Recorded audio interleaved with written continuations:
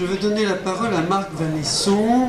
Vers le haut, est venu en soutien à l'organisation de ce temps de débat et de conférence, enfin ce que j'ai appelé conférence-débat.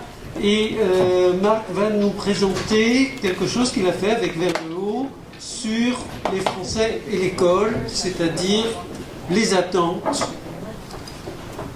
Vous allez nous dire les vôtres, mais déjà qu'on ait un tableau d'ensemble. Marc. Merci Pascal. Donc, je vais faire plus terre à terre que les propos passionnants qu'on a eu tout à l'heure, en reprenant différentes enquêtes d'opinion récentes sur ce que pensent les Français de l'école et ce qu'ils en attendent. Donc d'abord, par différents instituts, je vais le dire à chaque fois. D'abord, la première enquête, c'est une enquête qui est faite chaque année par le CEVIPOF avec Opinionway sur la confiance des Français dans différentes institutions. Et on voit que, alors qu'on est dans un contexte de défiance généralisée à l'égard des institutions, la confiance des Français à l'égard de l'école reste quand même assez élevée, puisque 69% des Français ont confiance dans l'école. C'est même en augmentation, donc c'est une enquête de décembre 2018, 4 points de plus par rapport à 2017. Mais on voit globalement que c'est relativement stable depuis le début des années 2000, on est entre 60 et 70%. Voilà. Alors ceci dit, cette confiance forte, elle est quand même relative quand on la compare à d'autres institutions. On voit qu'il y a un premier rang d'institutions qui sont beaucoup plus populaires. Il y a quand même 78% des Français qui ont confiance dans les hôpitaux, 74% dans l'armée et la police, sachant que l'armée et la police ont pas mal progressé, notamment après les attaques terroristes. Alors après, quand on rentre dans le détail, on voit que c'est plus contrasté sur les différentes missions de l'école. Alors ça, c'est une enquête Vers le haut et la Maïf de décembre 2018, dans notre baromètre jeunesse et confiance. On sonde chaque année, depuis 2015, les jeunes et les parents sur 4 finalités de l'école. Assurer l'acquisition de savoir de base, apprendre le respect des autres et la citoyenneté, favoriser l'épanouissement personnel et être un facteur de réduction des inégalités sociales. Et on voit qu'il y a encore une confiance assez forte des jeunes sur l'acquisition des savoirs de base, puisqu'il y a 73% des jeunes qui ont confiance dans l'école sur ce point. Et en revanche, ça baisse sur les autres items. Et il y a quand même une part des jeunes et des familles qui n'ont plus confiance dans les capacités de l'école, même sur la transmission des savoirs de base, puisque s'agissant de cette mission, il y a que 35% des parents qui ne font plus confiance à l'école sur ce point. Et il y a un point qui est peut-être particulièrement alarmant, et ça a été évoqué dans les propos tout à l'heure, sur cet objectif de lutte contre les inégalités sociales, qui fait partie dans la rhétorique politique sur l'école des grands objectifs. On voit qu'il y a quand même une désillusion très forte et très marquée, puisqu'il n'y a plus que 44% des parents et des jeunes qui croient encore à la capacité de l'école à remplir cette mission aujourd'hui. Donc on sent le grand écart entre les discours sur l'école et les perceptions des familles et des jeunes. Alors on a testé aussi d'autres types de compétences. Ça c'est un sondage qu'on a fait avec avec BVA cette fois-ci, avec Apprentis d'Auteuil, pour un rapport qui d'ailleurs est en diffusion là dans la salle. On voit que l'école est jugée assez peu compétente sur la transmission et le développement de ce qu'on appelle maintenant les compétences transverses, sur la capacité à développer la mémoire. Les parents sont assez confiants, ça fait encore partie des fondamentaux, mais après ça descend, notamment lorsqu'on parle de la capacité par exemple à maîtriser ou à gérer ses émotions. Il y a plus de 37% des parents qui considèrent que c'est un point de force de l'école, 40% des parents seulement considèrent que l'école permet de développer la confiance en soi. Donc on voit que sur ces compétences transverses, il n'y a pas une très grande confiance des familles. Après, on a interrogé les familles aussi sur est-ce que vous considérez que l'école est capable de s'adapter aux enfants. C'était un des sujets là dans le débat. Et on voit que sur ce point, ça marche plutôt en maternelle. Il y a 60% des parents qui nous disent oui, en maternelle ça fonctionne, cette capacité d'adaptation. En revanche, ça baisse très sensiblement au niveau du collège et du lycée, où là il n'y avait plus que 30% des parents qui considèrent que l'école a une capacité d'adaptation.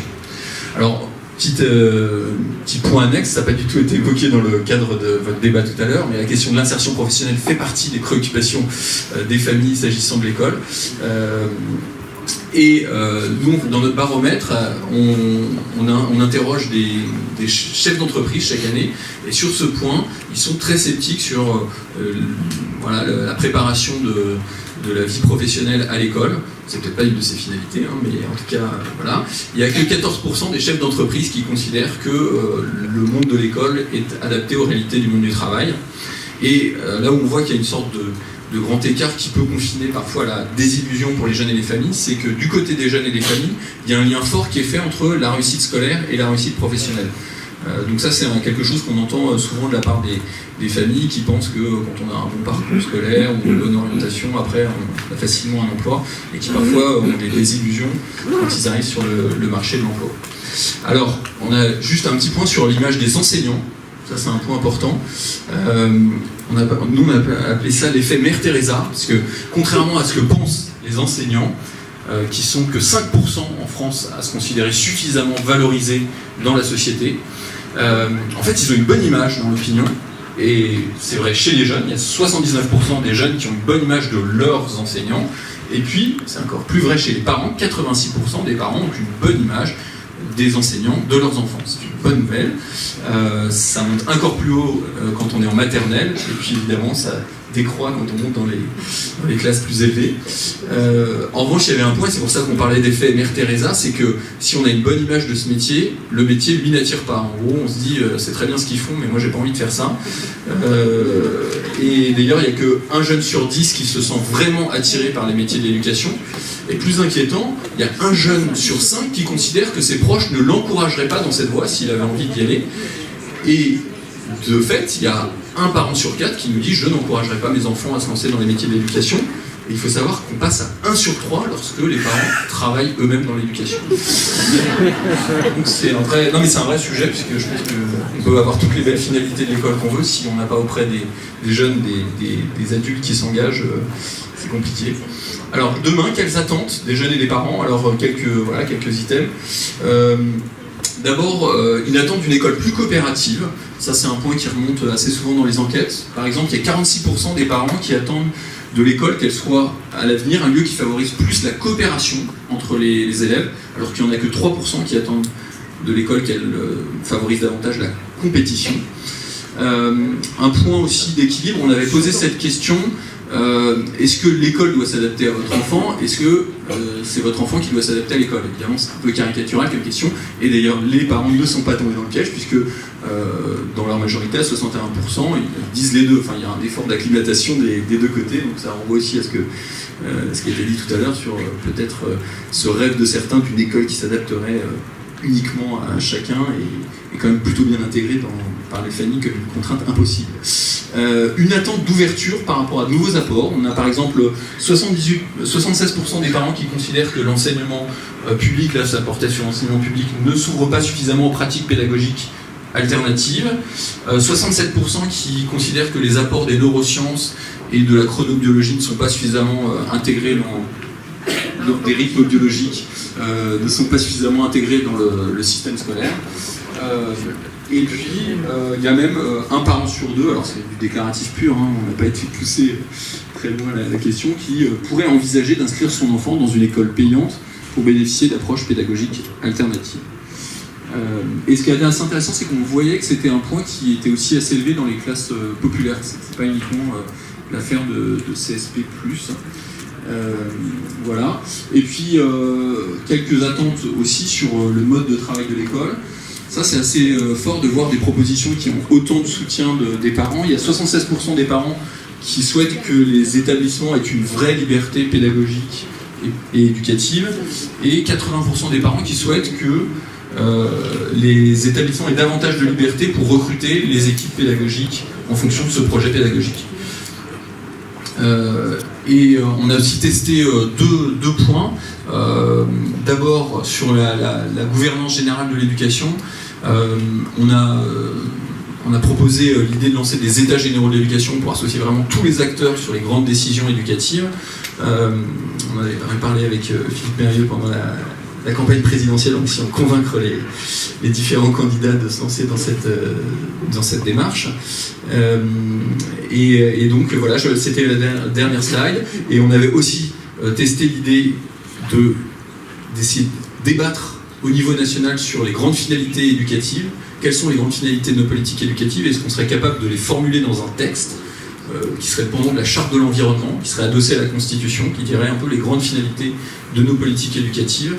Et là, on a un accord très fort et des parents et des familles sur ces deux propositions. Voilà, je vous remercie maintenant à vos attentes de s'exprimer. Merci Marc. Alors, il y a un micro. Là, je vois déjà trois mains qui se lèvent. Alors, je vous demande à chaque fois de vous présenter. Oui. Quelle présentation? Oui, puis vous êtes éventuellement. Je suis un garçon qui a travaillé avec les enfants, qui a été fleuriste et qui travaille dans le spectacle vivant aussi. Merci pour vos interventions. Alors, une double question qui s'adresse autant à Madame Coffinier qu'à Monsieur Mérieux, bien sûr. Première question. Que pensez-vous des méthodes pédagogiques Montessori, Freinet, Steiner? Et deuxième question, j'ai ma petite idée sur la réponse, mais j'aimerais bien avoir votre opinion. C'est pourquoi au fil des décennies, aucun ministre de l'Éducation, alors M. Blanquer dernièrement, il a déclaré ça mange pas de pain, il a dit « Oh, Montessori, oui, c'est très très intéressant. » Bon, d'accord.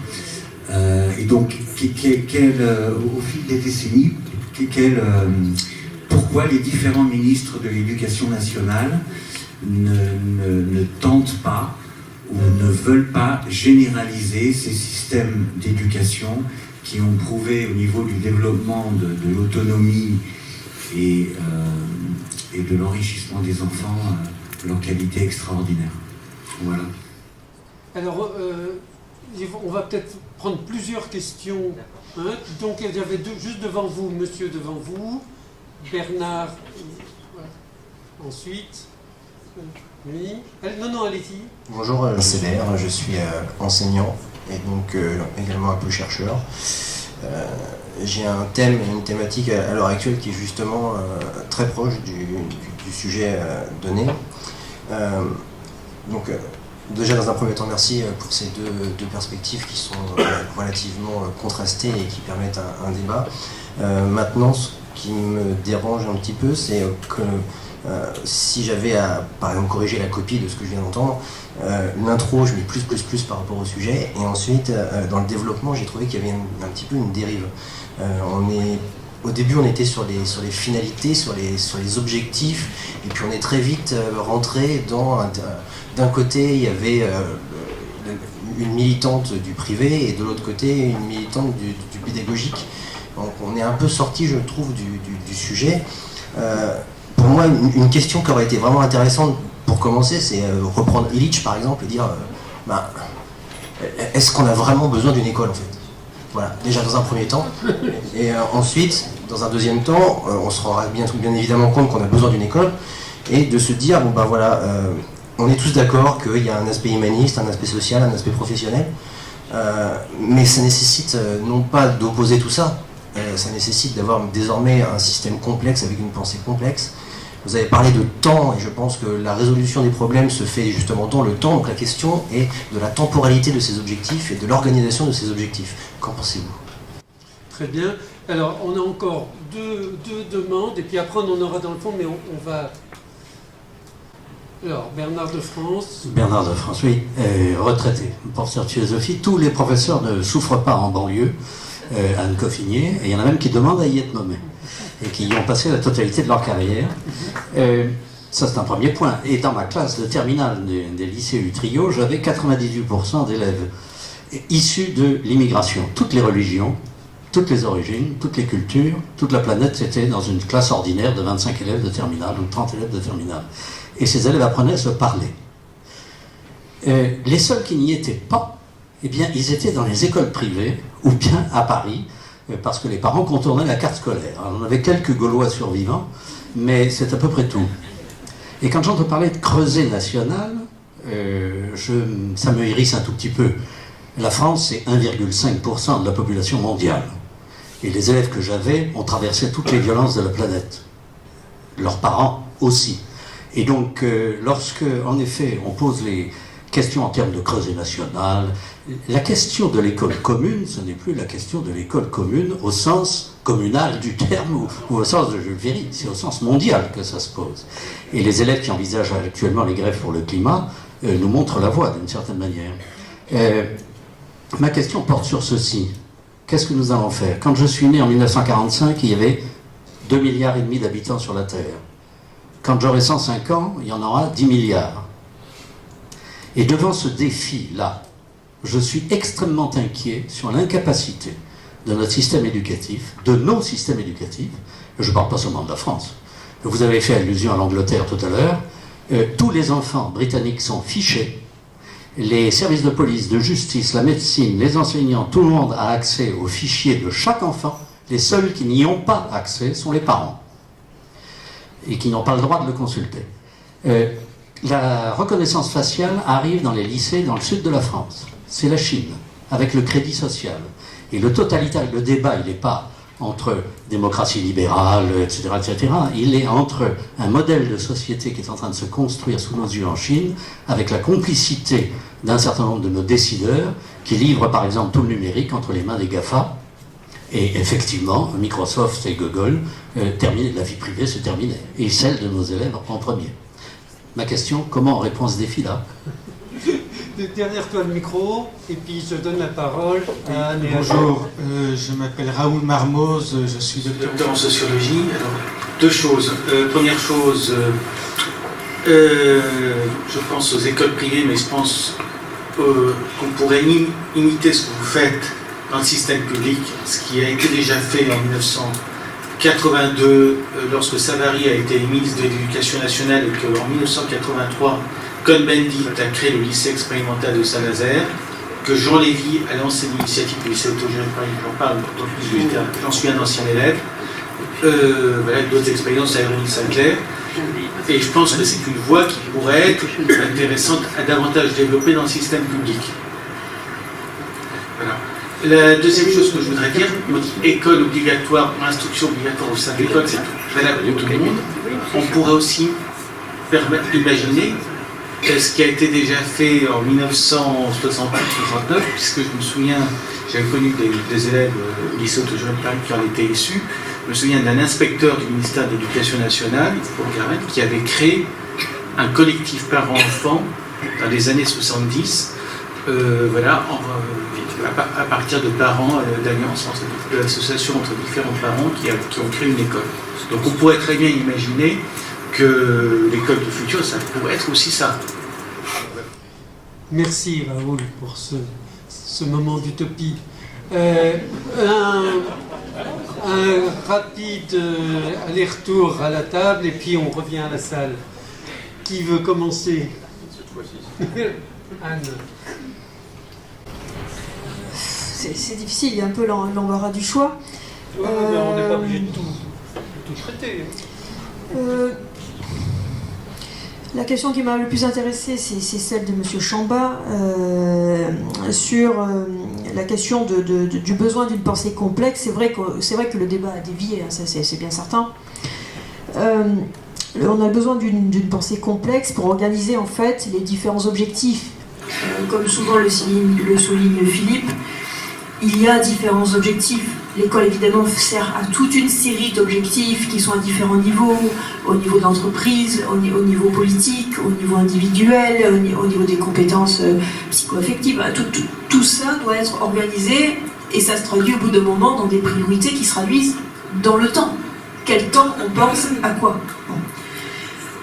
Ma réponse sera une réponse, là aussi, extrêmement pluraliste. Pour moi, il n'y a pas une réponse unique. Et ça serait criminel de vouloir dire, un peu selon le rêve, qui est plus un mythe qu'une réalité. Vous savez, on disait qu'à l'époque de Jules Ferry, en regardant sa montre, il pouvait dire que faisaient les enfants partout en France, etc. Donc, pareil, c'est largement faux. Enfin, c'est un mythe qui est resté sur l'école publique, où tout le monde faisait la même chose au même moment. Je crois qu'il faut sortir de ça. C'est évident qu'on ne pourra jamais tout à fait s'accorder sur l'organisation des différentes plus de social, plus d'économique? Est-ce qu'il faut préparer absolument aux besoins de l'entreprise? Est-ce qu'il faut faire des êtres libres? Est-ce qu'il faut faire des dissidents de la pensée, des gens capables de réinterroger le système? Comme disait M. de France tout à l'heure, il y a ce problème quand même lié à l'emprise numérique, aux dangers totalitaires mondiaux. Il va falloir de plus en plus être capable de faire des êtres capables de s'extirper de ça et de rester libre. Donc on a besoin de faire quelque part des objecteurs de conscience en série. Est-ce que toutes les écoles doivent faire ça? Certainement pas. Maintenant, il faut absolument que cette liberté existe, il faut absolument que ce sens critique puisse se développer, et je suis persuadée qu'il y a la possibilité de développer cette capacité d'émancipation par rapport aux contraintes totalisantes actuelles, selon des modalités extrêmement variées. Et pour retomber sur ce que disait Pascal tout à l'heure, qui était désespéré qu'on ne parle pas de sa version latine, je crois qu'il y a une capacité à créer une résilience par rapport à toutes les formes de conditionnement qu'on trouve dans la pratique assidue de la version latine. Et je crois qu'on peut développer les qualités dont on a besoin, ce fameux sens critique dont on parle beaucoup, à travers des approches extrêmement variées.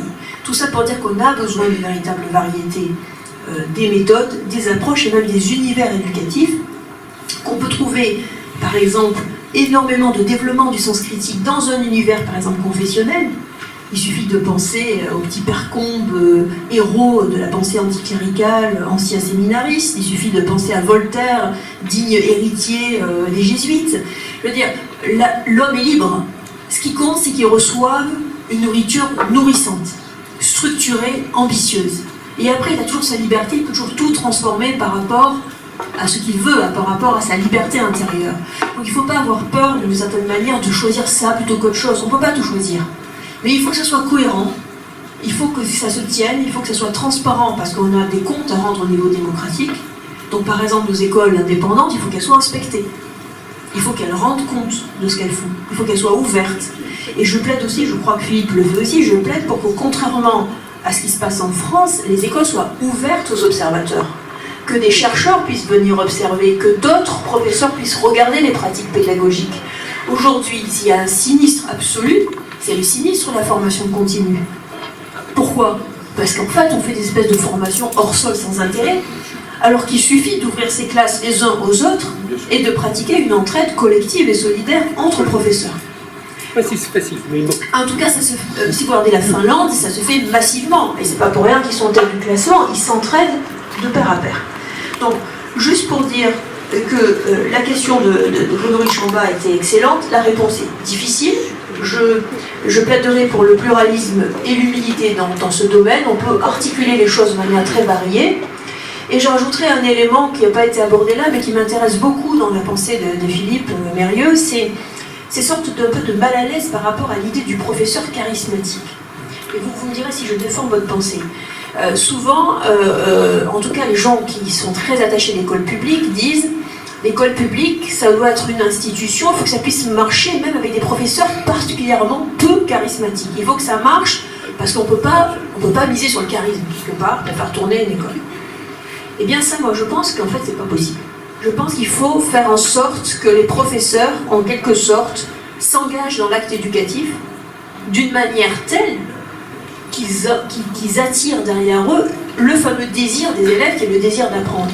Et ça ne passe que par un engagement personnel, c'est en donnant son être, en donnant son enthousiasme que l'enfant arrive à suivre.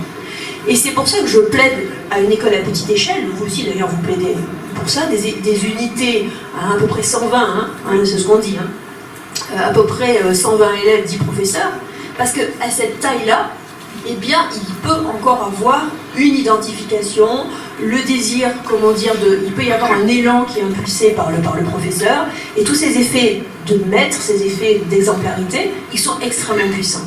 Moi, je les ai vus à l'œuvre dans le domaine musical, où il est central. Dans le domaine musical, vous avez envie, de faire en sorte que votre professeur vous dise c'est ça, et vous avez envie de le suivre parce qu'il est génial. J'ai aussi vu quelque chose qui m'a paru très intéressant en Russie et qu'on ne trouve pas du tout dans notre conception extrêmement fonctionnalisée de la fonction publique et du statut de l'enseignant ici.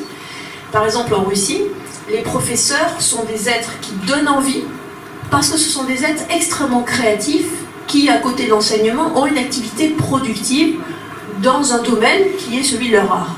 Alors s'ils sont par exemple professeurs de littérature, eh bien ils vont être par exemple dramaturges, ils vont créer des pièces, et puis ils vont enrôler leurs propres élèves pour traduire ou pour participer à la mise en scène.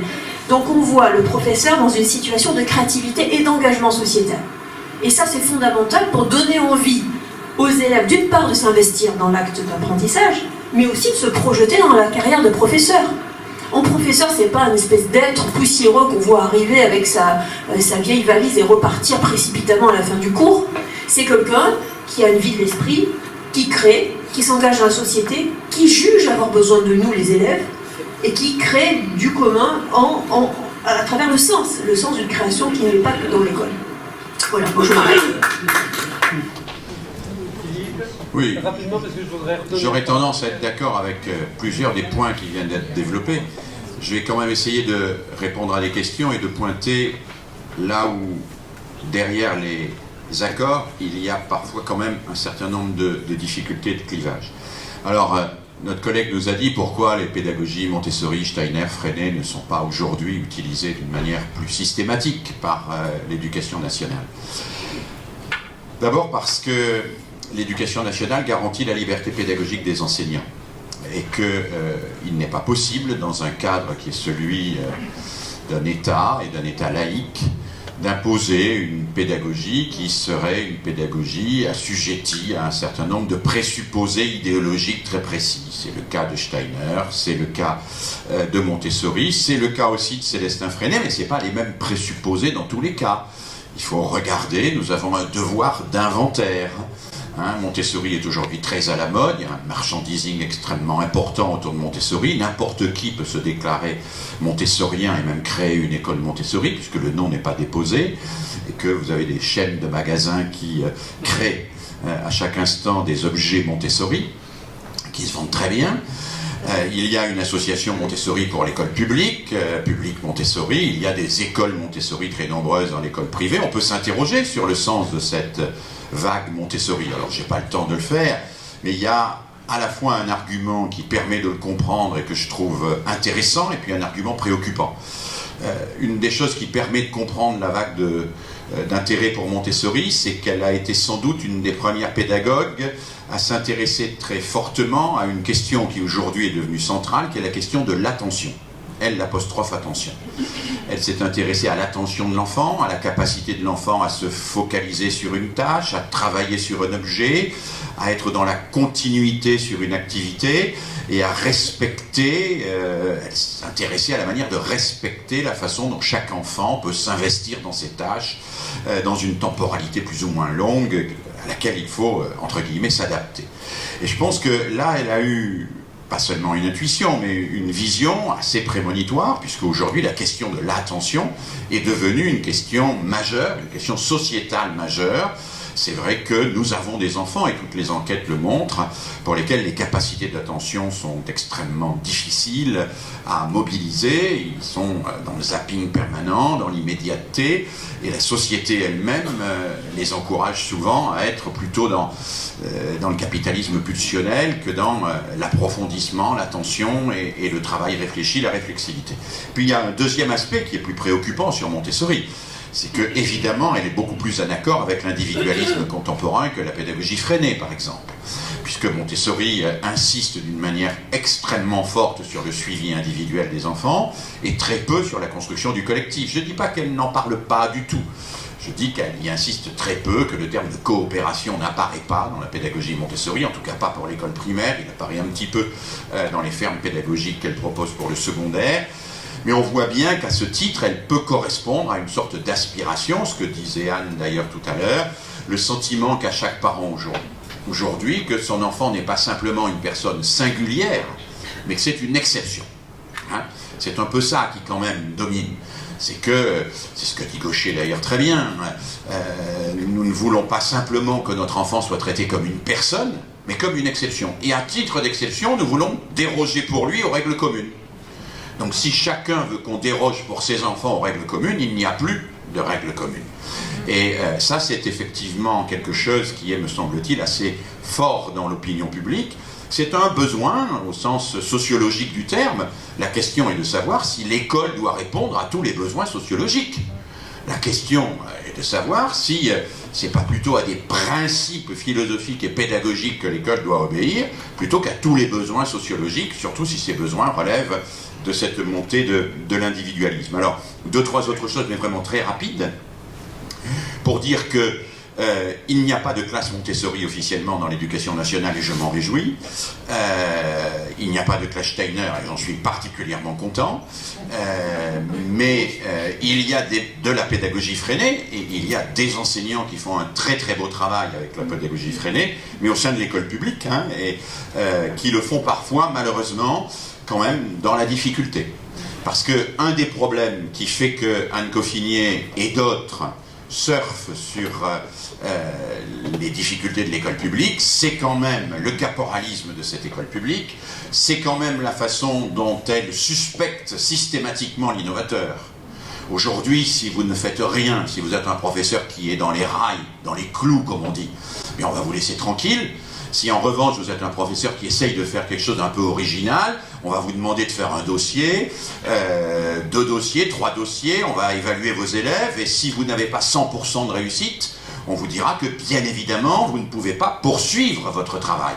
Le professeur qui n'innove pas, il peut avoir 20% de réussite, il n'est jamais embêté, il n'innove pas, il est là, il est dans la grisaille collective.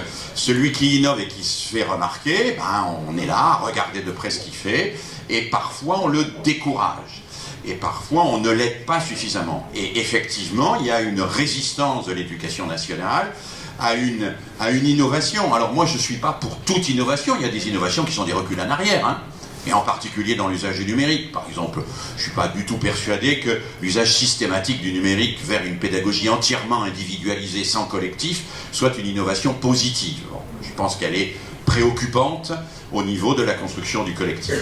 Mais il me semble qu'il y a de la part de l'éducation nationale une forme de rigidité. Et cette rigidité, elle porte particulièrement sur une chose, qui est ce que nous appelons la forme scolaire. La forme scolaire, c'est-à-dire une certaine représentation de la classe, qui est une représentation que nous ne devons pas à Jules Ferry, que nous devons à quelqu'un bien plus tôt, 50 ans plus tôt, à François Guizot, qui a imposé le modèle simultané, hérité lui-même de Jean-Baptiste de La Salle, et qui veut qu'une classe, pour bien fonctionner, c'est 24 à 30 élèves, du même âge, du même niveau, qui font la même chose en même temps, sous l'autorité du maître. L'éducation nationale reste tributaire de cette représentation de la forme scolaire, qui fait que quand 2 élèves discutent entre eux, c'est qu'ils complotent contre le maître, et que le fait qu'il y ait 2 élèves de niveaux différents qui puissent travailler entre eux est quelque chose qui est inconcevable. Alors effectivement, en étant rivé sur la forme scolaire, sous cette forme scolaire-là, l'éducation nationale laisse aux écoles alternatives et nouvelles le privilège de subvertir la forme scolaire. Et d'ailleurs, c'est à peu près la seule chose qu'elles ont en commun. Parce que quand on regarde toutes les écoles alternatives, toutes les écoles indépendantes, elles s'émancipent de cette forme scolaire. Elles organisent des groupes autrement, elles regardent ce qu'il faut apprendre et comment on peut s'organiser pour apprendre. Et là, je me pose la question, et c'est une question que je pose à l'éducation nationale, c'est pourquoi laisser le privilège aux écoles alternatives de réinterroger la forme scolaire, alors que nous savons que cette forme scolaire pourrait être réinterrogée aussi dans l'école publique et qu'il y a des enseignants qui font un travail remarquable mais qui ne sont pas suffisamment soutenus pour précisément introduire dans l'école autre chose que cette forme scolaire traditionnelle. Et je le dis, il y a des organisations professionnelles qui militent pour cela dans l'enseignement public et qui militent pour faire de l'enseignement public un enseignement qui ne laisse pas le privilège de l'innovation, de la recherche, de la coopération, de la solidarité et de l'entraide à ceux qui en feraient d'abord et surtout une manière de cultiver l'entre-soi. Alors, tout cela, on est relativement d'accord avec Anne, et il y a un point qui, malgré tout, moi, dans ses propos, me paraît un point de, non pas de clivage, mais en tout cas, un point sur lequel il y a un vrai choix, c'est que nous faisons l'un et l'autre l'éloge de la variété, de la diversité, de la complémentarité et de la rencontre. Simplement, Anne propose que cette variété se fasse entre des institutions, alors que je crois qu'entre des institutions, nous aboutissons à une fragmentation et qu'au contraire, nous diminuons la variété au profit d'unités qui vont devenir de plus en plus homogènes, pas religieusement, je l'entends, et vous avez raison de le souligner, mais idéologiquement et socialement, hein, alors que je crois que ce qu'il faut faire et ce vers quoi il faut aller, c'est vers une promotion d'une diversité positive, constructive au sein de l'école publique. Et avec cette formule que j'avais développée dans les années 90 et qui est passée de mode, mais à laquelle je crois encore beaucoup, qui est l'école publique doit être à elle-même son propre recours. Un service public est un service qui, quand on n'en est pas content, quand les parents estiment que leur enfant n'est pas suffisamment pris en compte du point de vue de son handicap, qu'il y a tel problème qui se pose dans sa classe, qui n'oblige pas les parents à aller voir ailleurs dans le privé pour résoudre leurs problèmes, mais qui est capable d'intégrer dans le service lui-même la discussion, la négociation et la résolution des problèmes qui se posent à ce service. Et ça me paraît quelque chose de fondamental que l'éducation nationale n'a pas su réellement faire. Et donc aujourd'hui, effectivement, comme l'éducation nationale n'a pas su intégrer dans le service public la réflexion avec ceux qui ont des questions à lui poser, eh bien ceux qui ont des questions à lui poser sont plutôt invités. Alors, on ne leur dit pas les choses comme ça, mais ils se trouvent parfois dans une sorte de tunnel, ou en tout cas d'obligation d'aller voir ailleurs, soit pour compléter le service public. Alors là, vous avez une masse considérable d'offres extrêmement marchandes qui viennent compléter le service public. L'externalisation de l'aide scolaire est un marché absolument lucratif, extraordinairement bénéficiaire d'ailleurs, puisque vous savez que l'État exonère pour 50% l'ensemble de ses officines privées de soutien scolaire, ce qui est un véritable scandale, hein, et ça représente à peu près 500 millions d'euros qu'on pourrait bien évidemment distribuer aux zones d'éducation prioritaire d'une manière tout à fait efficace. Et cette externalisation, juste je finis cette phrase, cette externalisation, elle commence quand l'école publique dit « je ne peux pas aider cet enfant, il faut que vous alliez payer ailleurs pour qu'on l'aide », et elle se prolonge malheureusement par le mouvement d'un certain nombre d'écoles hors contrat alternatives, et elle se poursuit par la création d'espèces de ghettos élitistes que nous voyons à l'intérieur de l'enseignement public lui-même et qui sont parfaitement en cohérence avec les ghettos élitistes des écoles alternatives. C'est pour ça que dans mon livre, je parle des hyper-pédagogues, c'est-à-dire de ceux qui, à Montpellier, dans le néo-bien-être ou je ne sais trop quoi, font des espèces d'écoles où on mélange le bouddhisme, l'écologie, les tisanes et tout ça, pour expliquer que l'enfant va se développer naturellement. Hein. Et ces gens-là qui font dans l'entre-soi, c'est un entre-soi idéologique, on sait bien quel est le profil de ces gens-là, ils sont objectivement complices de ceux qui sont dans l'entre-soi au lycée Louis-le-Grand. Dans tous les cas, ce sont des gens qui refusent la confrontation avec l'altérité et qui préfèrent au sein du service public ou en créant des écoles parallèles, qui préfèrent planifier la société et non pas construire une démocratie respectueuse de l'altérité. Voilà, moi je crois, là où se place quand même une certaine ligne de, non pas de fracture, mais en tout cas de divergence. Alors je sais quand même de réagir, mais je voudrais quand même prendre encore une ou deux questions dans la salle. Non, mais si, Anne, vous aurez la... Mais je voudrais que monsieur... Je ne dis pas que vous êtes né au bien-être. Hein. Je n'ai pas suspecté de collusion. Tout dans le fond, Jacqueline.